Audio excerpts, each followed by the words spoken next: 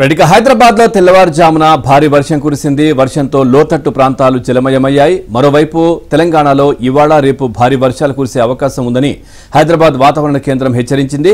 1-2 మినహా అన్ని జిల్లాల్లో వానలు పడే అవకాశం ఉందని పేర్కొంది. ఈ నెల 26 వరకు రాష్ట్రానికి ఎల్లో అలర్ట్ కూడా జారీ చేసింది. ఓవరాల్ గా ఈ అంశానికి సంబంధించి మరింత సమాచారాన్ని మా కరెస్పాండెంట్ నుమాన్ అందిస్తారు. నుమాన్, మరో 2 రోజుల పాటు భారీ వర్షాలున్నట్టుగా తెలుస్తోంది. తెలంగాణలో పూర్తి డీటెయిల్స్ ఏంటి?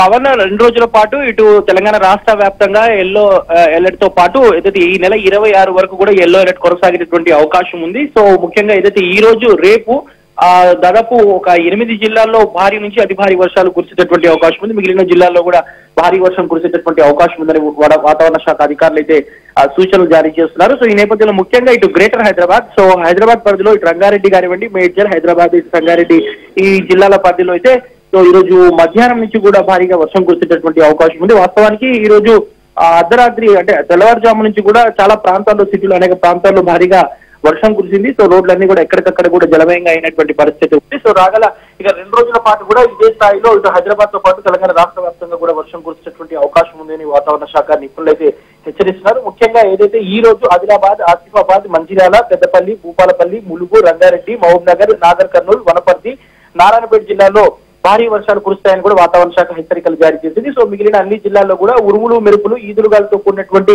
మోస్తరు నుంచి భారీ వర్షం కురిసేటటువంటి అవకాశం అయితే ఉంది. మరోవైపు ఇటు పశ్చిమ మధ్య బంగాళాఖాతంలో ఒక ఆవర్తనం మయన్మార్ దక్షిణ తీరం దాని పరిసర ప్రాంతంలో 2వ ఆవర్తనం కొనసాగుతుంది. సో ఈ ఆవర్తనం ప్రభావంతో పశ్చిమ మధ్య బంగాళాఖాతం దాని పరిసర ప్రాంతాల్లో కూడా మరో అల్పపీడనం ఏర్పడేటువంటి అవకాశం ఉందని కూడా వాతావరణ శాఖ అధికారులు చెప్తున్నారు. సో దీని ప్రభావం వల్ల మాత్రం రాగల 4 రోజుల పాటు రాష్ట్ర వ్యాప్తంగా కూడా భారీ వర్షాలు కురిసేటటువంటి అవకాశం ఉందని అయితే వాతావరణ శాఖ హెచ్చరికలు జారీ చేస్తున్నారు.